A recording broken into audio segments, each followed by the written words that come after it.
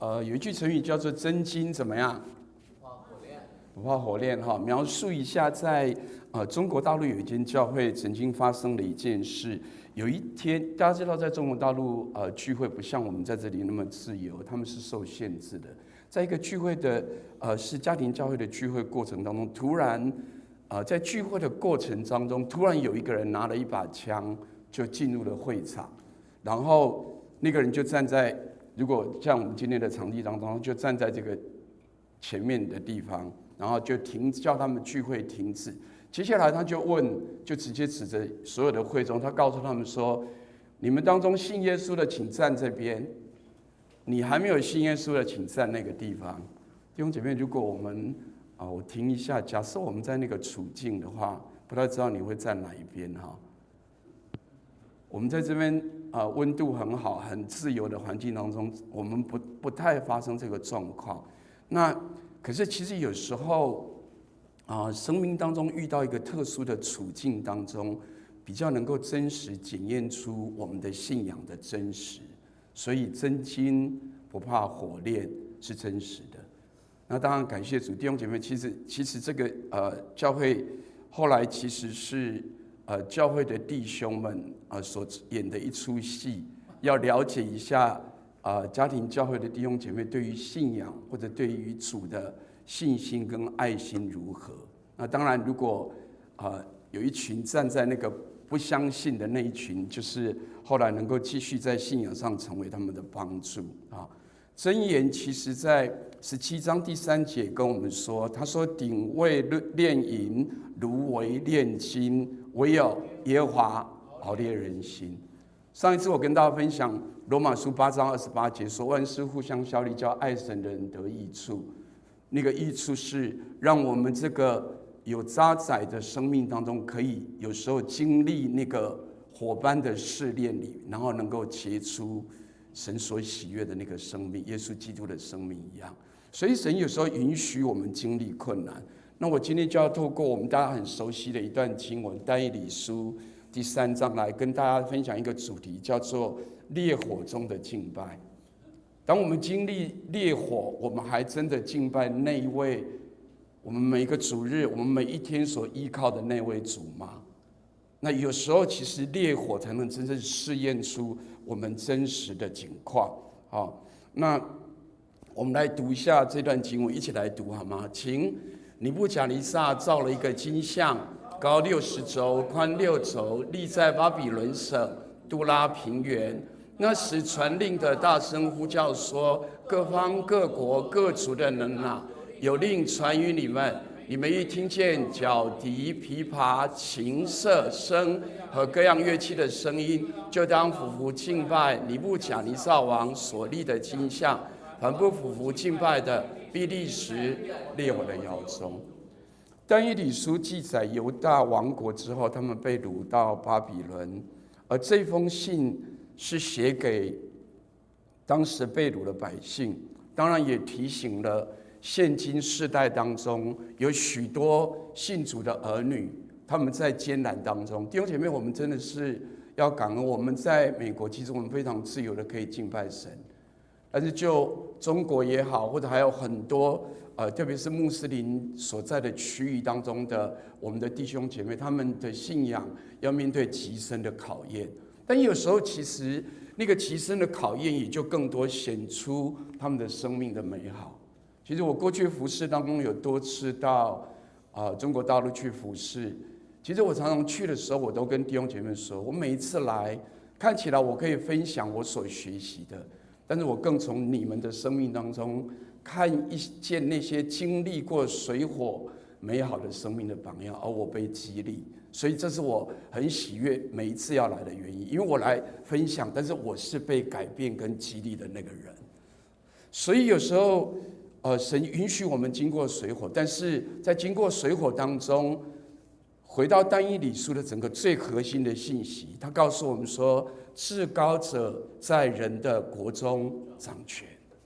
不管我们生命面对任何的处境，这位掌权的上帝，这位拥有掌管历史的这位上帝永远掌权。所以我们无需担心，因为他掌权，即使在最黑暗当中，我们仍然可以依靠他站立。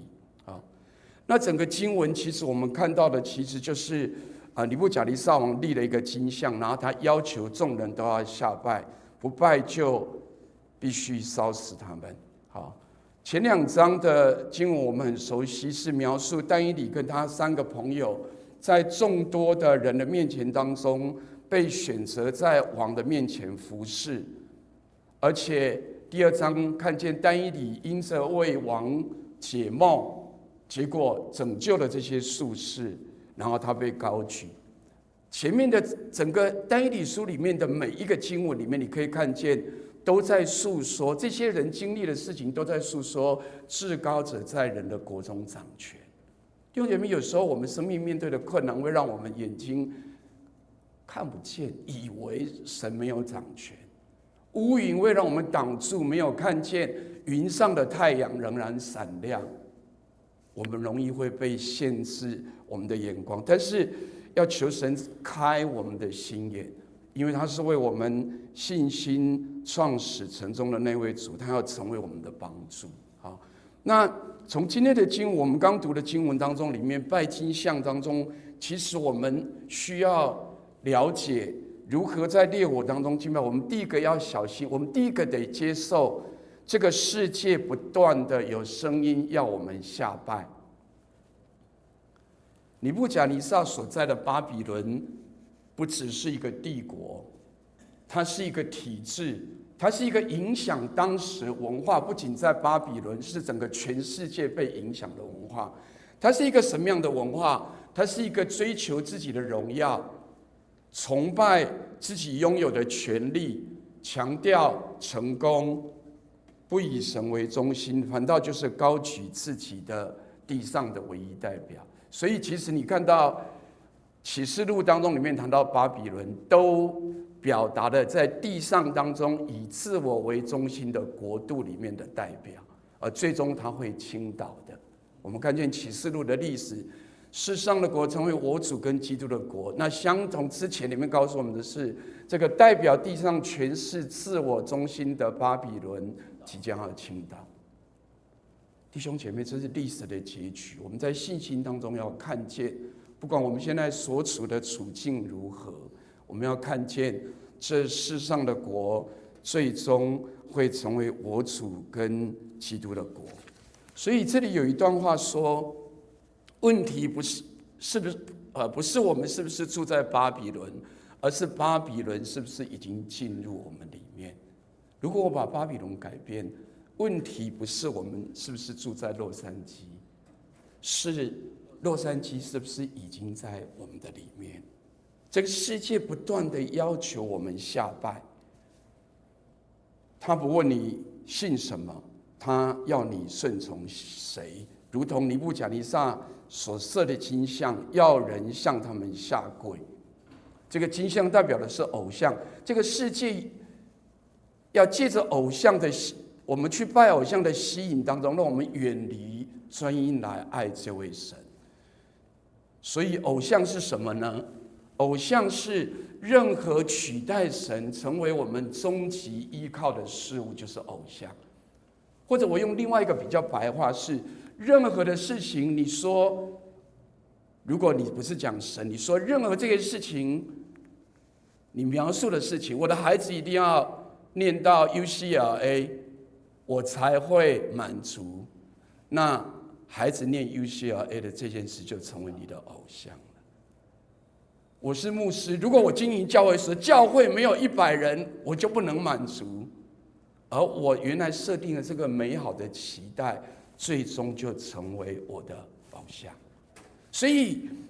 这世界不断的要我们下拜的偶像，那个偶像原来有一些是美好的，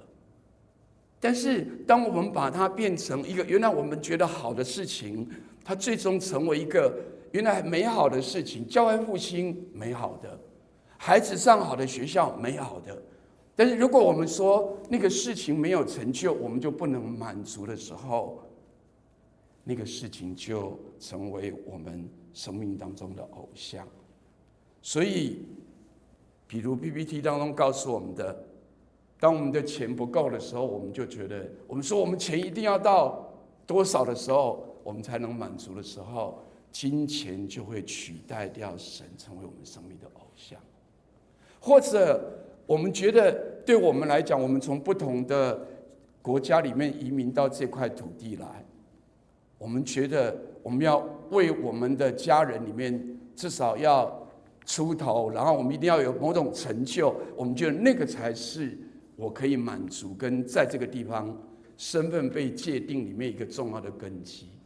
这个原来的好是好的，但是这个原来的好，如果最终成为一个终极我才能满足的事物的时候，那个东西就成为我们的偶像。孩子一定要进优西的系统吗？成功本身并不是罪，但是当孩子的成绩成为我们的价值，成为我们才能够满足的价值，那就成为偶像了。那所以洛杉矶当中有没有金像？巴比伦对但以理跟他的朋友跟所有被掳到那里的人，他们都遇到金像。那洛杉矶有没有这些金像呢？有没有成功主义者？有没有我们在经济上里面，我们觉得一定要多少钱，我们才能够觉得安稳，才可以满足？我们的身份认同会不会在这个地方？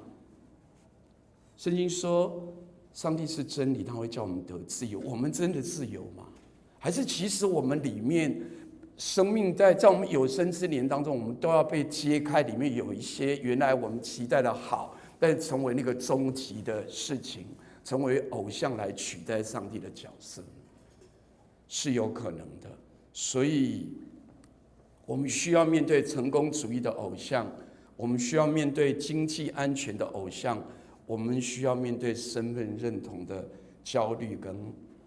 这个偶像的影响在我们当中。所以这个世界不断的笑话我们向偶像下拜，弟兄姐妹，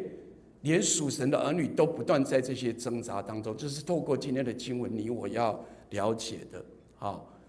我们来读一下诗篇16篇第4节，一起来读。请以别神代替耶和华的，他们的愁苦必加增。所以当你把那个原来美好的事情成为你终极的事情的时候，你拜偶像当中，你就带来了焦虑，你就带来了跟别人的比较，你就在失望当中愁苦了。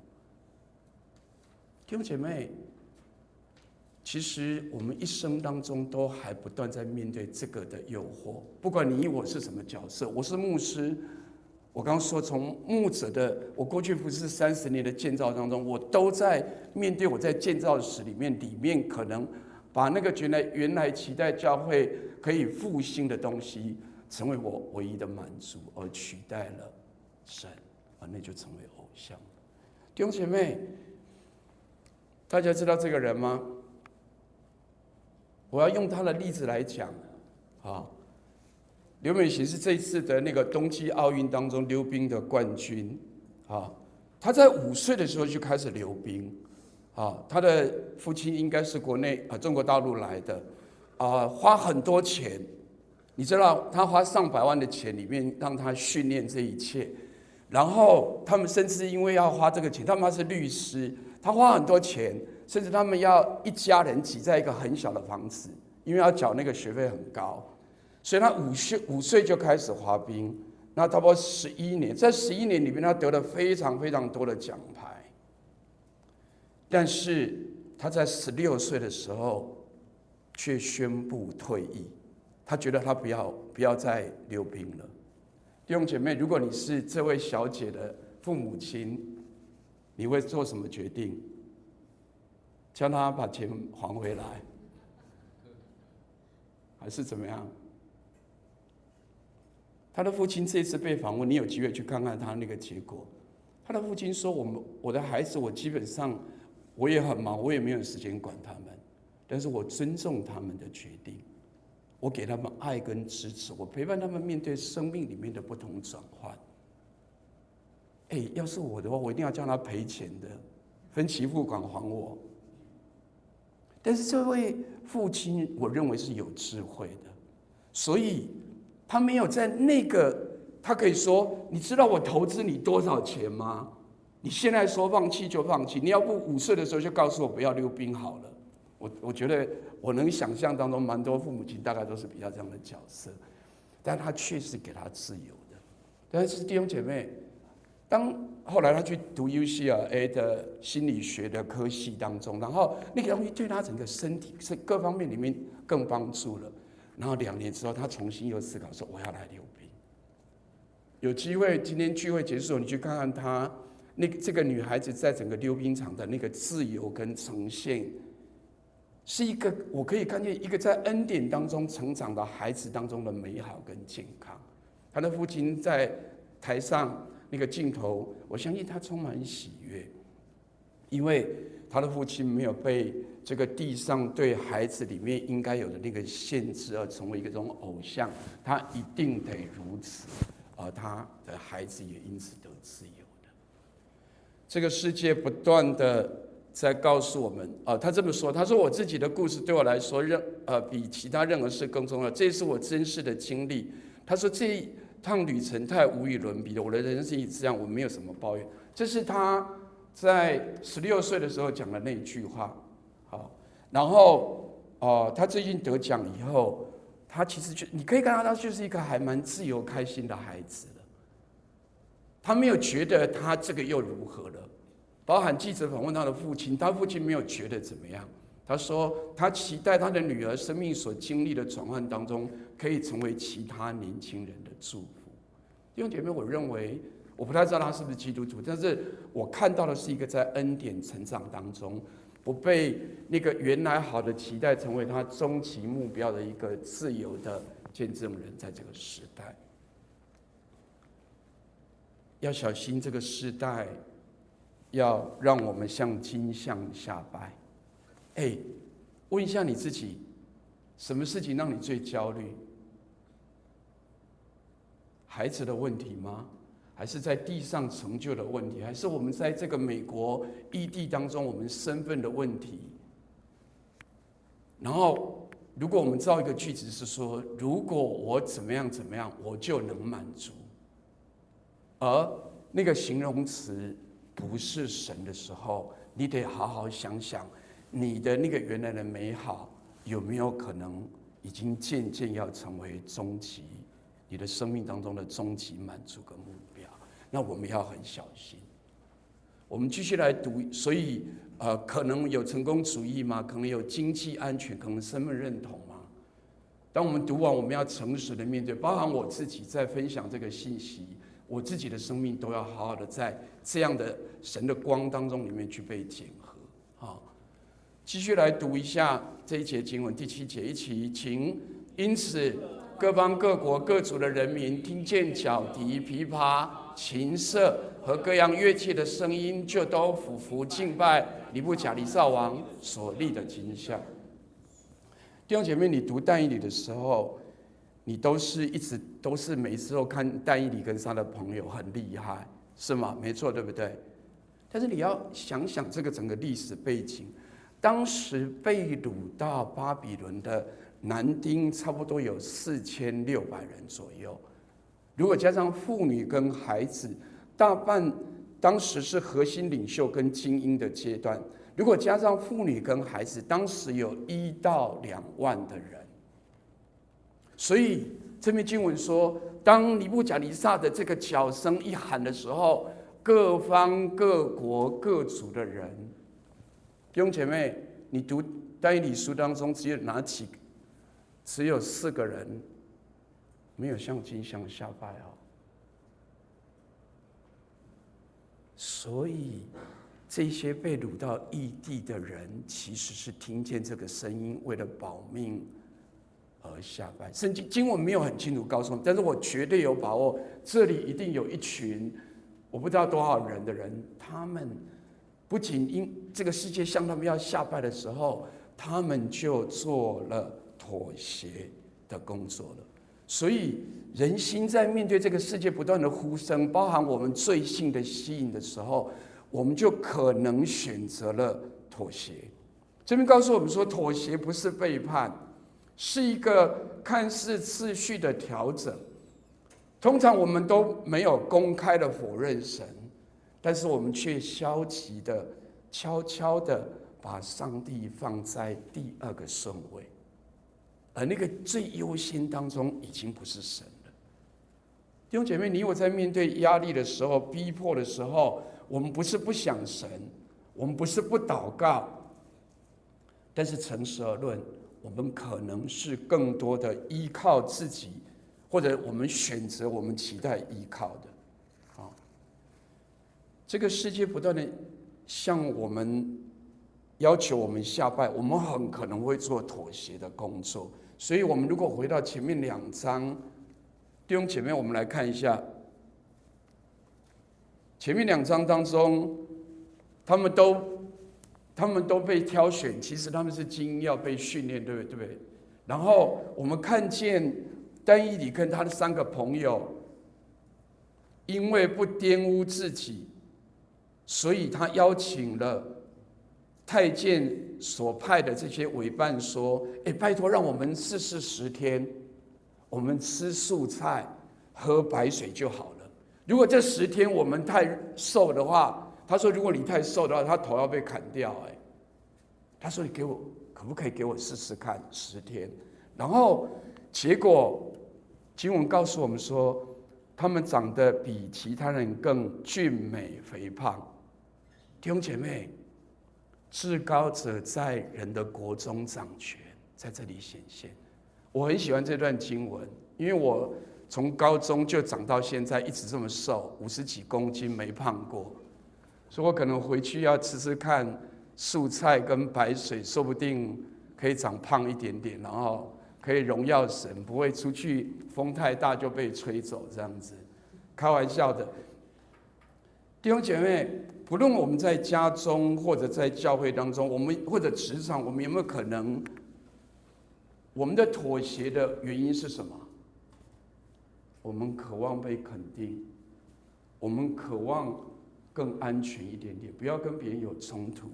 我们恐惧，如果我站立在应该有的界限里面，我们会被边缘化，是吗？所有的，不论我们在家庭，不论我们在职场，不论甚至在教会里面，我们都可能因为会发生这些事情，所以我们做小的妥协。所以我们嘴里说敬拜神，但是我们可能更敬拜安全，可能更敬拜成功。我们更渴望这个世上里面刚刚讲的那个巴比伦价值里面承载的成功，可能是我们里面更期待的。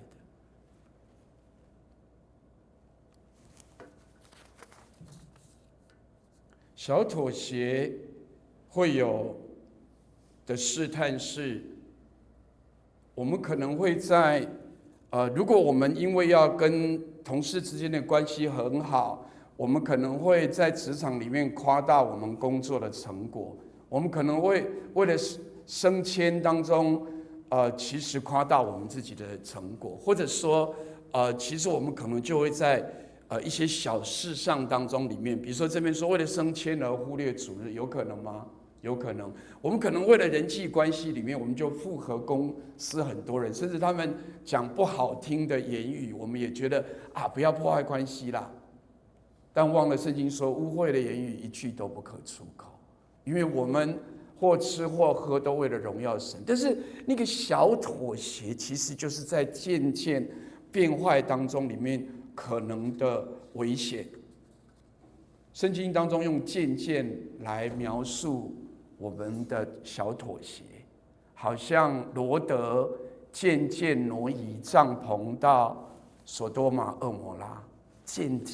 渐渐告诉我们的一个小小的行动，那个小小的行动当中就是你属灵生命开始流失的开始，也是那个偶像权势更多占据而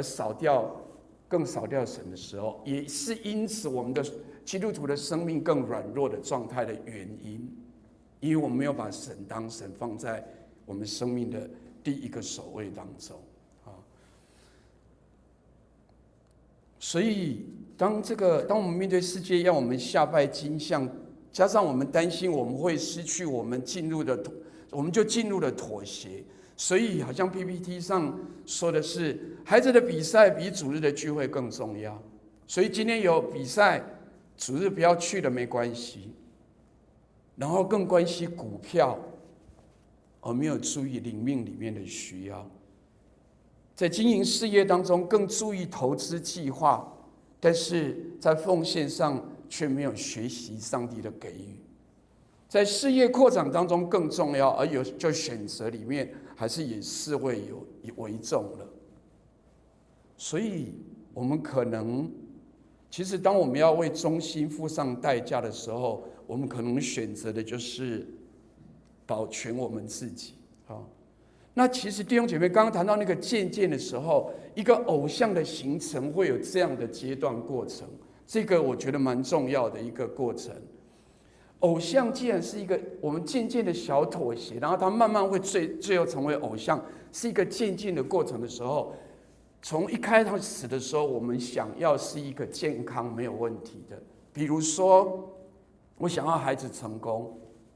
我们都希望孩子成功，没有错吧？做父母的，包含弟兄姐妹，看见弟兄姐妹的孩子的成功，我们都跟他一起想得荣耀，为他开心，不是吗？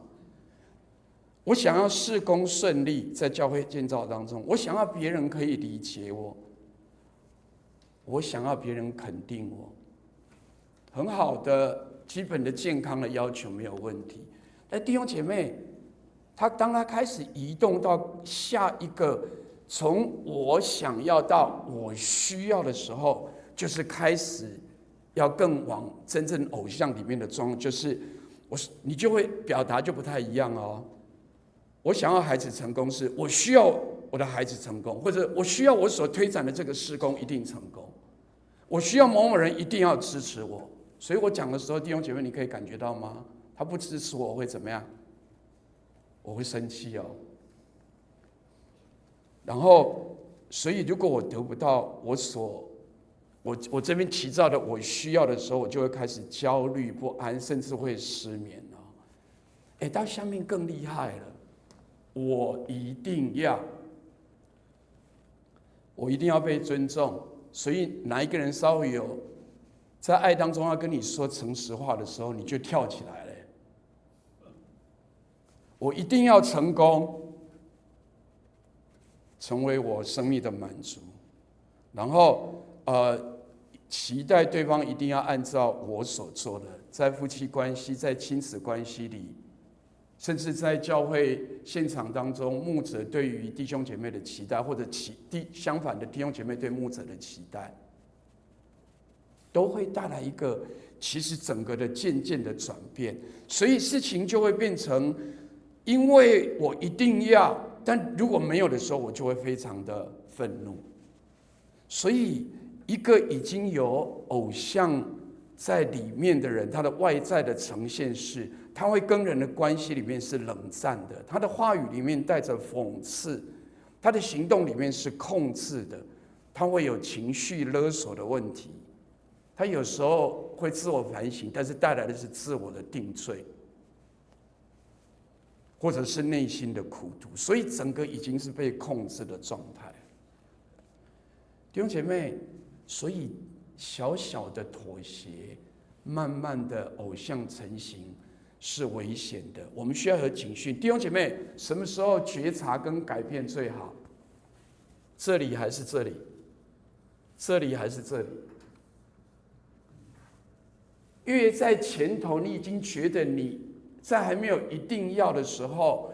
你的需要的时候，我们甚至都需要好好想一想。所以弟兄姐妹，如果有时候你在家里，或者是你在教会跟人互动，然后跟人互动过程当中，里面突然发出很深的愤怒、很高的情绪的时候，弟兄姐妹，你要好好的停下来，甚至安静当中回到神的面前说：“主啊，我怎么了？我的内里面有没有藏着已经形成的偶像在里面，是我觉得生命非你我一定才可以满足的，在我里面。”那个破坏了我跟神的关系，那个也破坏了我跟弟兄姐妹之间横向的关系。所以，讲一个见证，有一个弟兄在南加经营事业，一开始的时候，神让他很祝福他，非常成功，公司不断的扩张，收入翻倍。但那个结果是他越来越焦虑，他的睡眠失调，他的家庭关系紧张。所以有一次公司就经历了一些亏损，然后他就崩溃了。弟兄姐妹，在人看他崩溃，一定觉得好期待可以更好，但是对他来讲，那却是属灵的翻转的一个机会。他说，那个时候他才发现，他不是为上帝工作，他是向成功，向他的事业下拜，事业才是他的神。所以他经历了这个看起来里面的一个亏损，反倒成为他生命经历那个火窑，反倒成为他经历上帝的一个美好的机会。他生命回转向神，他悔改说：“主啊，赦免我，把工作放在你之前，工作成为我的偶像了。我跟这个世代所不断传流给我的东西里面妥协，因此我带给自己愁苦，我带给我的家人愁苦，我带来比较，我带来了更多的焦虑跟忧愁。所以渐渐是很危险的，我们很需要求神保守我们。在我刚刚说的那个实践，是弟兄姐妹真的有时候，包含我，有时候我发现自己的情绪突然很糟糕的时候，我们停下来当中要好好安静，问自己：我刚刚怎么了？我里面到底有没有藏着什么东西，是我一定要别人怎么样我才能够满足的？而那里面可能潜藏着破坏我跟神、跟我挚爱的家人、弟兄姐妹之间关系的偶像在那里。我要回转过来。好，我们来读前面2点，好像我们看见比较是黑暗的部分，但我们要看见后面的我们熟悉的不同。我们一起再来读一下我们熟悉的经文，一起来读。请那时有几个加利底人控告犹大人，当时尼布甲尼撒冲大怒，吩咐人把沙得拉、米煞、雅各尼哥带来，他们就把那些人带到王面前。你们在听见角笛、琵琶、琴瑟声和各样乐器的声音，若俯伏敬拜我所造的像，却还可以；若不敬拜，必立时扔在的窑中。有何神能救你们脱离我的手？所以弟兄姐妹，刚有的时候已经下拜了，接下来就是一群。但以理书告诉我们，真认识至高者在人的国中掌权的，看见神仍然掌权的，懂得分别的一群。这个王把他们带到面前，里面说15节，他试探的说：“我给你机会哦，你原来不妥协，我现在再给你机会。第2次，你再听见的时候，然后他告诉他们说。”你要向我所造的像下拜，然后后面还提醒说：有何神能救你脱离我的手呢？仇敌不断的其实要摇撼我们，或者欺骗我们说神不能够在我们面对的困境当中做什么事，谎言，他用扭曲的话要转变我们对上帝依靠的心。但是我们感谢主，但以理的3个朋友。有上帝给他的那个信心，他们可以站立。他们的回应我们熟悉，一起来读。请沙得拉、米煞、亚伯尼哥对王说：“尼布甲尼撒，这件事我们不必回答你。即便如此，我们所侍奉的上帝能将我们从烈火的窑中救出来。王啊，他也必救我们脱离你的手。其或不然，王啊，你当知道，我们绝不侍奉你的神。”也不敬拜你所立的景象。弟兄姐妹，何其美好的回答！他直接说：“尼布甲尼撒，尼布甲尼撒。”然后说我们不必回答你。哇，何等那个信心当中里面的力量！他说你以为我们的神不能帮我们吗？他说你要把我们丢到火炉里吗？他说即便如此，我们的神会救我们的。然后18节说，即使他没有救我们，我们也不会侍奉你的神，不立你的形象。哇，何等的那个从主来给他的那个信心跟对这个王的回应哈！弟兄姐妹，我们有没有看到结局是什么？来看一下，请沙得拉、米煞、亚伯尼哥这3个人都被捆着落在烈火的窑中。那时尼布甲尼撒王惊奇，急忙起来对谋士说：“我们捆起来扔在火里的不是3个人吗？”他们回答王说：“王啊，是。”王说：“看啊，我见有4个人，并没有捆绑，在火中游行，也没有受伤。那第4个的相貌好像神子。”尼布甲尼撒说：“沙得拉、米煞、亚伯尼哥的上帝是应当称颂的。他差使者救护依靠他的仆人，他们不遵王命，舍去己身，在他们上帝以外不肯侍奉敬拜别神。”哇！上帝借尼布甲尼撒的口来尊荣他自己的名。这一段话世世代代的为神跟他所帮助拥有信心，看得见上帝在至高者在人的国中掌权的奇妙的作为啊！弟兄姐妹，何其美好啊！所以我们要看见，弟兄姐妹，我们要看见只有神跟他的福音带给但以理跟他的3个朋友当中里面一种能力跟信心跟对他专一的依靠，而使他们离弃了渐渐妥协，从第一步当中里面就不去妥协，而能够保守单单要荣耀上帝的名啊！真正的信心是一个急或不然的信心。弟兄姐妹，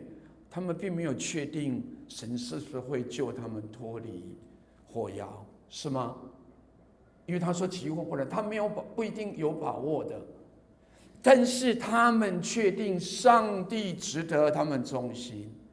阿们吗？弟兄姐妹，你跟旁边的弟兄姐妹说，上帝值得我们忠心，跟他说一下，上帝值得我们忠心，急或不然。他说，所以信心不是一个确定我环境接下来会更好，所以我信靠，不是，而是确信我信得过神，神配得我向他忠心，因为他是拯救我的，他也是用信心里面帮助我的那一位。谁能够在烈火当中站立呢？我们在洛杉矶也可能面对我刚刚描述的，像他们在巴比伦当中面对一切的挑战。弟兄姐妹，其实有时候我们读这段经文的时候，我们比较会觉得说，主啊，我要像但以理，我要像但以理的3个朋友，没有错，这样的祷告没有错。但弟兄姐妹，其实从福音的角度当中，我们要接受，我们还是不断的可能被这个世界影响而带来妥协，而使我们的生命被改变的，其实不是我们想靠自己做什么，其实我们反倒常常会落入那个罪性里面的核心，自我中心，或者是甚至有时候为求自己的利益当中做了一些妥协。所以这边说，这个经文不是告诉我们更勇敢，但以理书告诉我们说，那个人子没有被捆绑在你的火焰当中。弟兄姐妹，你我来洛杉矶，不管你面对任何的苦难，为神国的挑战，你一定不要忘记，神子耶稣就在你的旁边。你现在经历水火吗？他就在那里。这是但以理书不断要告诉我们，他在那里。尼布甲尼撒看见说，其他不是要绑起来，看见神子是没有被捆绑的，他当然没有被捆绑，他仍然在烈火当中掌权。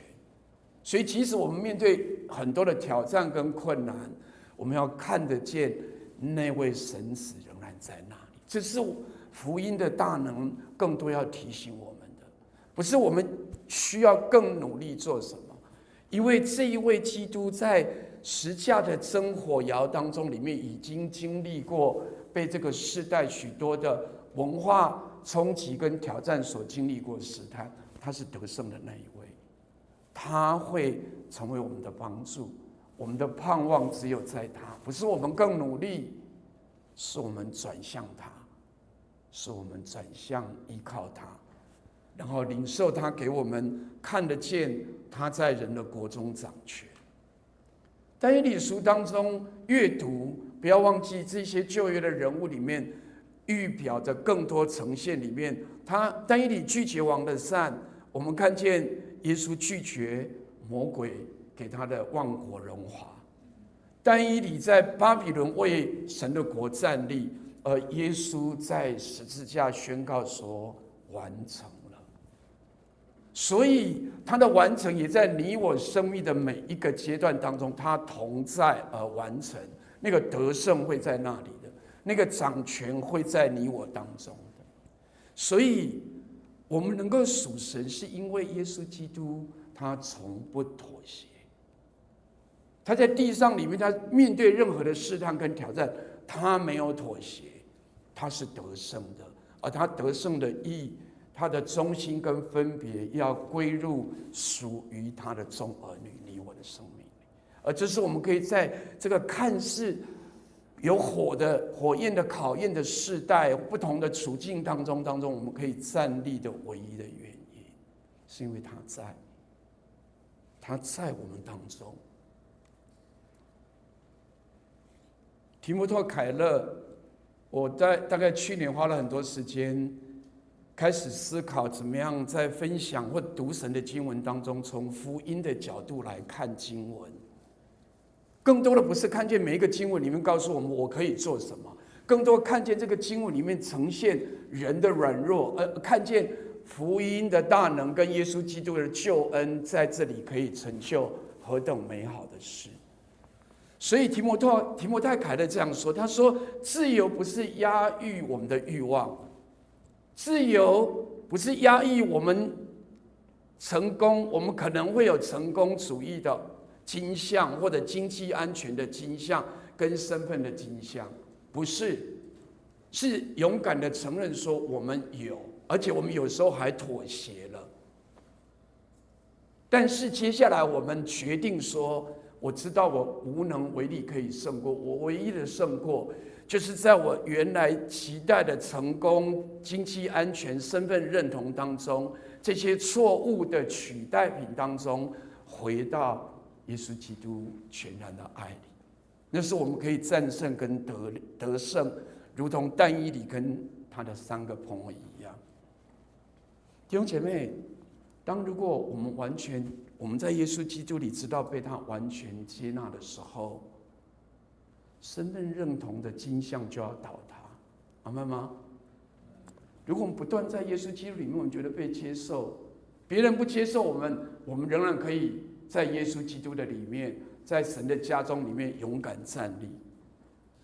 如果我在耶稣基督里面知道，不是因为我做的多好的事业，我的学习多好来判定我是谁，我是不是一个好的父母来界定我自己的时候，那一个成功主义的偶像也会倒塌了。所以感谢主，因为如果我们知道天父告诉我们说，他说麻雀也不收也不种，天父尚且养活他们，更何况你们是神所爱的儿女呢？不要为明天忧虑，明天自有明天的忧虑。他是我们的牧者，我们必不致缺乏的。那个爱就让我们可以在那里面安稳。虽然诚实而论，在洛杉矶生活，在加州生活，要面对许许多多的挑战，但是当他在的时候，你我就可以安稳。我们来读哈巴谷书，我们熟悉的一段经文，3章17、18节，一起来。虽然无花果树不发旺，葡萄树不结果，橄榄树也不效力，田地不出粮食，圈中绝了羊，棚内也没有牛。然而我要因耶和华欢心，因救我的神。弟兄姐妹，你可以把前面的我以前说这段经文可以很多造句，你可以这样讲：虽然我的生意做得没有太好，虽然我的家庭也没有看起来非常的和乐，虽然我的孩子没有念 UC 系列的大学，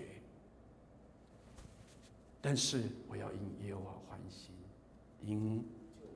救我的神喜乐。意思只有他是我生命当中的满足的时候，我不让那些东西成为我的偶像的时候，反倒我所经历的家庭，我所经历的看起来的个人的自我认同，还有职场的经营、教会的建造当中，我反倒可以做得更自由、更美好，在上帝的眼光里。所以我已经在神里面得着那个安稳，我是在安稳的这个角色当中去扮演跟成就在我生命里面神给我的每一个角色，而靠它可以得胜，我们就可以自由了。所以逆境不会影响我们，只要我们不断的依靠神，而知道神在那个逆境的火中，他仍然带领我们得胜。所以只要我们知道他在，弟兄姐妹，我们不仅不会被偶像带来忧愁，我们充满喜乐。我们可以在服事当中，我们不是要让别人看我们做得多好，或者我在服事里面说主啊，我做得更好，我在教会参与共同服事，所以你会爱我一些。上帝说没有，我已经爱你100分了，是带着被爱100分的心里面来参与服事，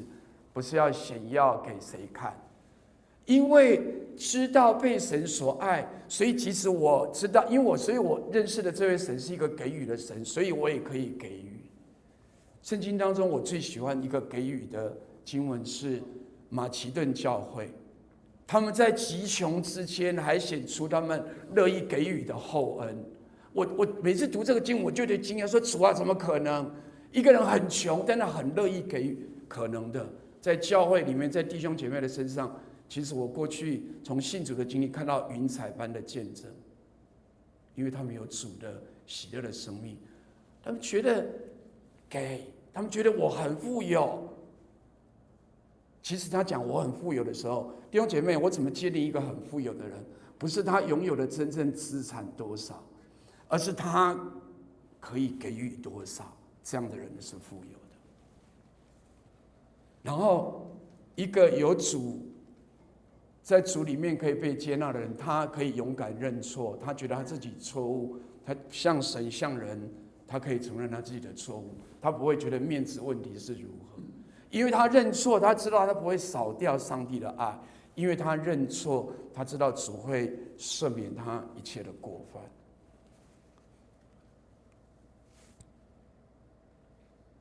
弟兄姐妹，我们读但以理书第3章最后的这段经文，一起来，请。现在我降旨，无论何方何国何族的人，妄读沙得拉、米煞、亚伯尼歌之上帝的，必被凌迟，他的房屋必成粪堆，因为没有别神能这样施行拯救。那时王在巴比伦省高升了沙得拉、米煞、亚伯尼歌。这个火不仅没有使那些真信靠主、看见主的同在的这些人，他们这个逆境，这个火反倒让他们可以被提升，而神的名也在这个过程当中得着他当得的荣耀。烈火中的敬拜，弟兄姐妹，今天这个经文你要提醒你，世界不断的要求我们下拜，我们要去觉察，我们可能在把上帝放在第2位的危险。我们要接受我们可能会如此，所以要去觉察我们在情绪反应当中的一些问题，但是我们要不断的拉回到神的面前，领受那个信心，即使在困难当中仍然坚定这个信心，然后有从神来的那个奇或不然，如同耶稣向天父说：不要照我的意思，只要照你的意思。最后我们会在上帝同在里，他的福音大能当中，看见他已经为我们进入烈火里，而他在烈火当中是得胜的，他跟我们同在。弟兄姐妹，我们在洛杉矶当中如何可以仍然属主，不是在这个世代当中逃离或者同化，而是留下来呢？上帝并没有把我们带离开洛杉矶，他把我们放在这里，因为真正掌权的不是巴比伦，不是洛杉矶，而是我们的神。我们一起来祷告。主啊，我们再一次恳求你用今天的话来向我们每个人说话。主啊，让我们真的知道，我们有可能是被这个世代所吸引的，这个世代当中里面的对着我们心里面的世界里面对我们说，要求我们向偶像下拜，而且主啊，我们要承认我们有时候是会妥协的。但是主，我们恳求你在我们的生命当中动三功，主要使我们可以更深的看见你是那位带领但以理跟他3个朋友在这个困境的国度当中得胜见证你名的那一位。主啊，你在每一个烈火当中，你在那里。因此我特别为我的弟兄跟姐妹都祷告，主啊，不论我们生命面对任何的挑战，你让我们今天可以看得见你在那个火中，让我们可以转眼仰望你，我们把荣耀赞美归给你，你垂听我们的祷告，奉耶稣基督的名，阿们。